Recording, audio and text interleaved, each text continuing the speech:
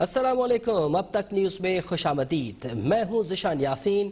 شامل کریں گے اب تک کی ہیڈ لائنز۔ مجھے تو افسوس ہوتا ہے، مجھے تو دکھ ہوتا ہے کہ کیا چاہے وزیر اعظم کے جلسہ ہو یا اپوزیشن کا جلسہ ہو تو پھر ہمارا جنرلز کا نام لیا جا رہا ہے۔ اس سے ہمارا ادارے کے ہمارے جو انسٹیٹیوشنز کا انٹیگریٹی ہے ان کو کمزور کیا جاتا ہے۔ جلسہ اپوزیشن کا ہو یا حکومت کا، فوج اور عدلیہ کو متنازع نہیں بنانا چاہیے۔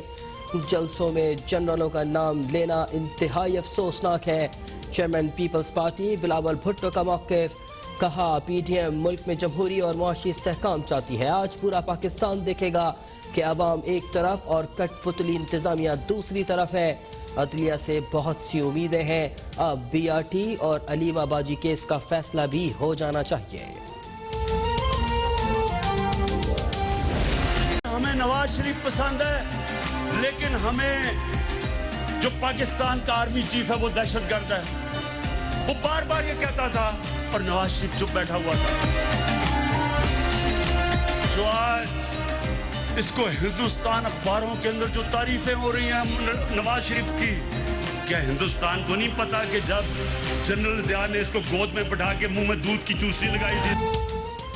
اپوزیشن اب نیا عمران خان دیکھے گی۔ اب کسی ڈاکو کو نہ پروڈکشن آرڈر ملے گا، نہ وی آئی پی جیل۔ دم دبا کر بھاگنے والا نواز شریف فوج اور عدلیہ میں انتشار پھیلانا چاہتا ہے۔ وزیر اعظم عمران خان کا کنونشن سینٹر اسلام آباد میں ٹائیگر فورس سے خطاب، کہا نریندر مودی، نواز شریف اور مریم نواز کا بیانیہ ایک ہے، اسی لیے مودی نواز شریف کو ٹھیک اور مجھے غلط کہتا ہے۔ دو بچوں نے تقریریں کی تھی، ان کے اوپر میں بات نہیں کرنا چاہتا۔ ایک ان میں سے نانی ہوگی ہے، لیکن میرے لیے بچہ ہی ہیں۔ وہ پلے کس کے اوپر ہیں؟ اپنے دونوں باپوں کی حرام کی کمائی کے اوپر پلے ہوئے ہیں۔ یہ شکل جب شیرین مزاری نے دیکھی تو تب بیچاری کی آنکھوں میں آنسو آ گئے۔ کسی قسم کا پروڈکشن آرڈر کسی ڈاکو کو اب نہیں ملے گا۔ تم واپس آؤ تو میں دیکھتا ہوں تمہیں ہم کیسے رکھتے ہیں۔ وزیر اعظم عمران خان نے پی ڈی ایم کے گجرانوالہ جلسے کو سرکس قرار دے دیا، کہا مریم نانی بن چکی ہے لیکن میرے لیے بچی ہے۔ مولانا فضل الرحمان 12واں کھلاڑی ہے جس کی کوئی اہمیت نہیں۔ نیب اور عدلیہ سے اپیل ہے کہ مقدمات کو جلد نمٹا کر مجرموں کو سزا دیں۔ ملک میں گندم کی کمی کی وجہ بے وقت بارشیں اور ذخیرہ اندوزی ہے۔ ٹائیگر فورس کو دکانوں پر لگے نرخ ناموں پر نظر رکھنے کی ہدایت۔ عمران صاحب، آپ جن دو بچوں کی بات کر رہے ہیں انہوں نے آپ کو نانی یاد کروا دی ہے۔ ترجمان نون لیگ مریم اورنگزیب کا رد عمل، کہا عمران خان کا سیاسی بحروب آج مکمل اتر گیا اور وہ پرویز مشرف بن گئے۔ عمران خان 22 سال کہتے رہے کہ فوج مداخلت کرتی ہے، انہوں نے ثابت کر دیا کہ انہیں معاشی بدحالی سے کوئی تکلیف نہیں، ان کا مسئلہ صرف اور صرف نواز شریف ہے۔ اپوزیشن اتحاد گجرانوالہ کے بعد آج کراچی میں پاور شو کے لیے تیار۔ بلاول بھٹو کی جانب سے باغ جناح میں جلسے کی تیاریوں کا جائزہ۔ مولانا فضل الرحمان کراچی پہنچ گئے، مریم نواز آج دوپہر پہنچیں گی۔ جلسہ گاہ میں 160 فٹ لمبا اور 60 فٹ چوڑا اسٹیج تیار۔ شاہراہ قائدین، نشتر پارک سمیت 8 مقامات پر پارکنگ کا انتظام۔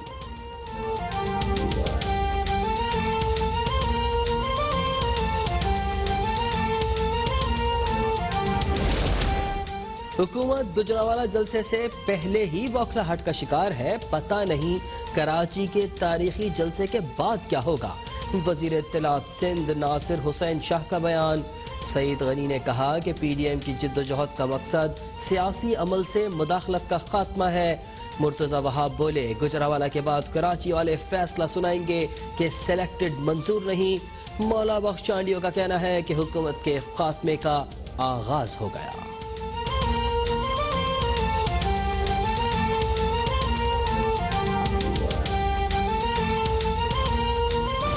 شریف صاحب کیا کہہ رہا ہوں، آپ نے جو زبان کل 11 دفعہ استعمال کی ہے، اگر آپ یہ سمجھ رہے ہیں کہ آپ پاکستان یہ غربت کے خلاف کر رہے ہیں، آپ یہ مہنگائی کے خلاف یہ تو سارا ملک کر رہا ہے. یہاں آؤ نا, آؤ میری جان, یہاں آؤ ذرا چکی پیسو.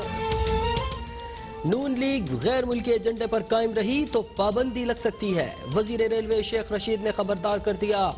کہا نواز شریف نے اپنی سیاست کا گلا گھونٹ دیا. انہوں نے جو طبل جنگ بجایا ہے اب لندن سے سیاسی جنازہ ہی آئے گا.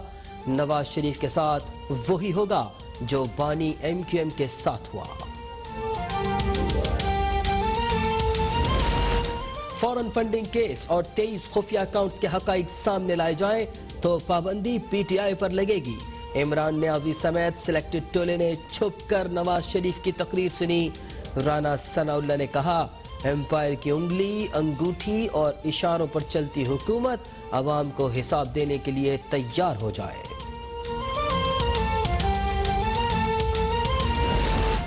برطانوی عدالت کا بانی ایم کیو ایم کی رہائش گاہ سمیت 6 جائیدادیں منجمد کرنے کا حکم.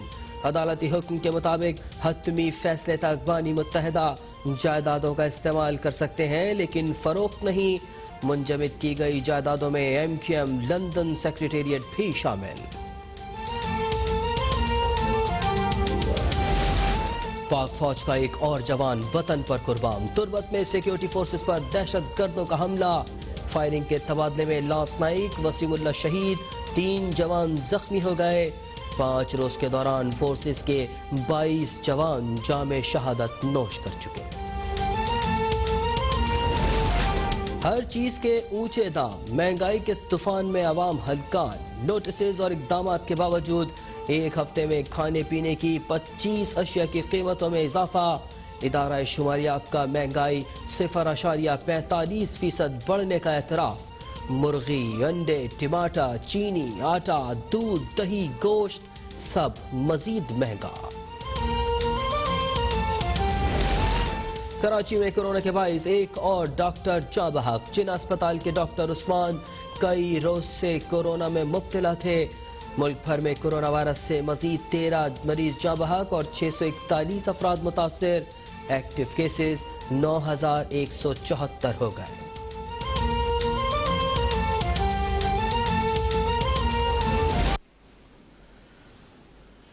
ہیڈ لائنز آپ جان چکے ہیں. اپڈیٹ کریں آپ کو کہ chairman peoples party Bilawal Bhutto کا کہنا ہے کہ جلسہ اپوزیشن کا ہو یا حکومت کا, فوج اور عدلیہ کو متنازع نہیں بنانا چاہیے. اداروں کو کمزور نہیں کرنا چاہتے. پی ڈی ایم ملک میں جمہوری اور معاشی استحکام چاہتی ہے. عوام نے کٹ پتلی حکومت کو گھر بھیجنے کا فیصلہ کر لیا ہے. عدلیہ سے بہت سی امیدیں ہیں. عوام بی آر ٹی اور علیمہ باجی کے کیس کا فیصلہ چاہتے ہیں. اپڈیٹ کر رہے ہیں آپ کو. اہم خبر ہے کہ بلاول بھٹو زرداری کا کہنا ہے کہ جلسہ اپوزیشن کا ہو یا حکومت کا, فوج اور عدلیہ کو متنازع نہیں بنانا چاہیے. مجھے تو افسوس ہوتا ہے, مجھے تو دکھ ہوتا ہے کہ کیا وزیر اعظم کے جلسہ ہو یا اپوزیشن کا جلسہ ہو تو پھر ہمارا جنرلز کا نام لیا جا رہا ہے.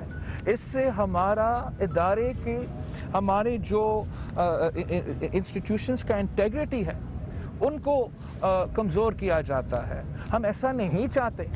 ہم چاہتے ہیں کہ ہر موقع پہ ہم اپنا اسٹیبلشمنٹ کو, چاہے وہ جوڈیشری ہو, چاہے ہمارا ملٹری بیوروکریسی ہو, ہم ان کو ہر ایشو پہ ان پہ الزام نہ لگے. اور اب یہ جانیے کہ پاکستان ڈیموکریٹک موومنٹ کی حکومت ہٹاؤ تحریک کا دوسرا جلسہ آج کراچی میں ہوگا. بلاول بھٹو زرداری, مریم نواز, مولانا فضل الرحمان سمیت دیگر رہنما خطاب کریں گے. باغ جناح کی وسیع اور عریض جلسہ گاہ کے لیے پنڈال تیار کر لیا گیا. پی ڈی ایم کا اگلا پڑاؤ کراچی میں ہوگا. باغ جناح میں پی ڈی ایم کے جلسے کی تیاریاں عروج پر پہنچ گئیں. جلسہ گاہ میں 160 فٹ طویل اور 60 فٹ چوڑا اسٹیج بنا دیا گیا. عوام کے لیے 50,000 کرسیاں لگائی گئی ہیں.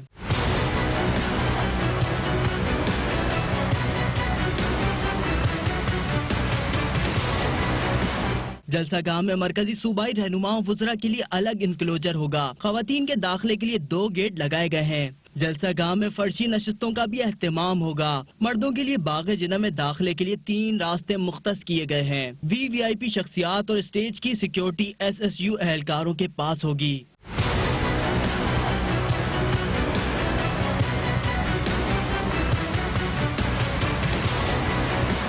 जलसे के शुरा के लिए shower कायदीन, नश्तर park, China ground, M जिना रोड, क्रिकेट ग्राउंड समेत 8 मकामात पर पार्किंग का इंतजाम होगा।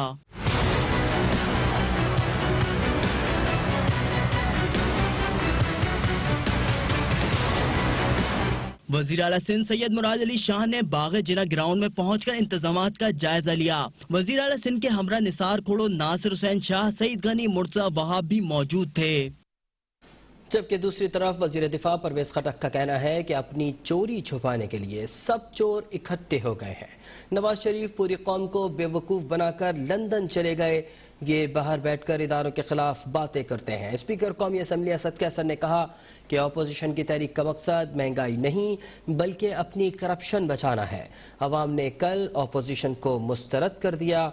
सवाबी में जलसे से खिताब में वफाकी वजीर दिफा परवेज खटक ने कहा कि मुल्क कर्जों में डूबा हुआ है। इमरान खान मुल्क को ठीक करने आए हैं। अगर इमरान खान मुल्क को ठीक ना करने का सोचें तो मुल्क कभी ठीक नहीं हो सकता। अपोजिशन की ख्वाहिश है कि नैब को ख़त्म कर दें। नवाज शरीफ लंदन में बैठकर जितनी मर्जी बातें कर लें, एक दिन आप पकड़े जाएंगे। इमरान खान वाहिद लीडर है जिसका अपना कोई मफाद नहीं। इमरान खान आज भी इक़्तिदार में है और अगले 5 साल भी इक़्तिदार में होगा। जलसे से खिताब में स्पीकर कौमी असम्बली असद कैसर ने कहा कि महंगाई के जिम्मेदार कारोबारी माफिया हैं। जनवरी में इंसाफ कार्ड शुरू कर रहे हैं। इंसाफ कार्ड के तहत हर घर को 10 लाख रुपए मिलेंगे। पार्लियामेंट मुल्क की तरक्की के लिए अपना किरदार अदा करेगी। वो कानून और रूल्स के मुताबिक हाउस चलाते हैं।